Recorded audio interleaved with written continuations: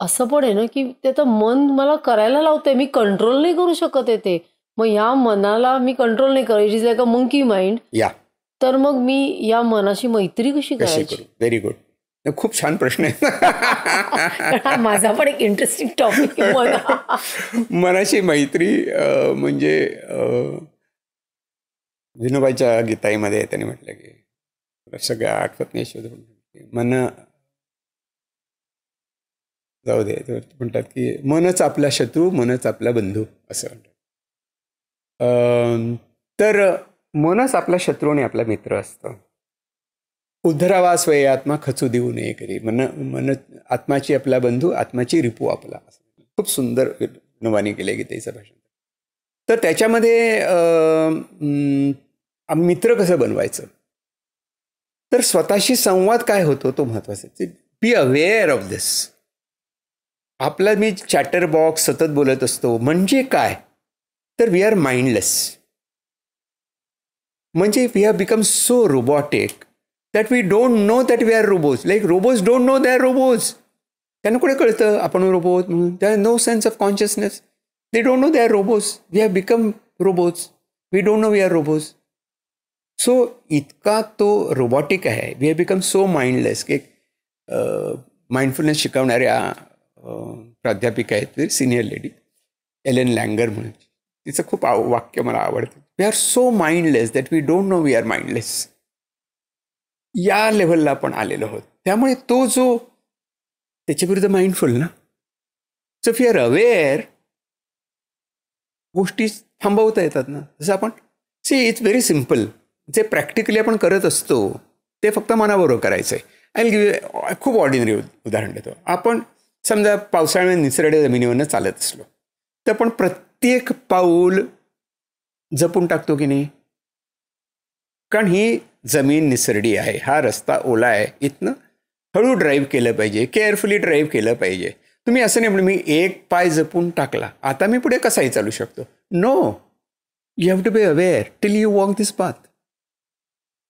Awareness हा एका क्षणाचा नसतो, तर अवेअरनेस ठेवायचा असतो. So when you become aware, am I wasting my time, तर मग आय कॅन स्टॉप इट. जर मला कळलंच नाही की मी अवेअर नाही, तर मग मी अवेअरनेसवर येऊ कशा. तर जेव्हा तुम्हाला कळतं की अरे we are right now, I am aware that I am thinking nonsense, तर I can say to myself I don't want to.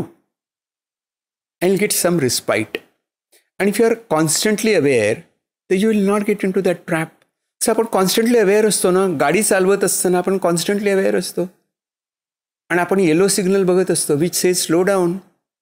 We are not looking at green और red, we are looking at yellow which gives you आधी warning देतो की आता slow down कर.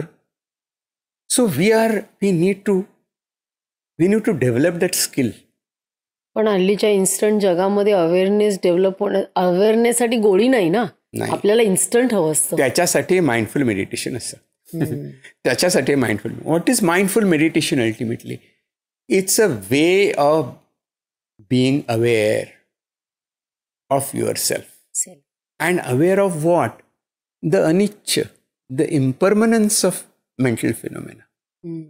आपल्या मनात विचार येत असतात, बॉडी सेन्सेशन येत असतात. उदाहरणार्थ काय माणसाला म्हटलं की तू बस मेडिटेशनला, पहिल्या 30 सेकंदात म्हणतो काय कंटाळा आला, उठतो, पाय दुखतो, कशाला, खरंच काही उपयोग आहे का, किती वेळ बसायचं, 30 सेकंद झाली का 1 मिनिट झाल्या, काही कळतच नाही. These are thoughts which arise in the mind.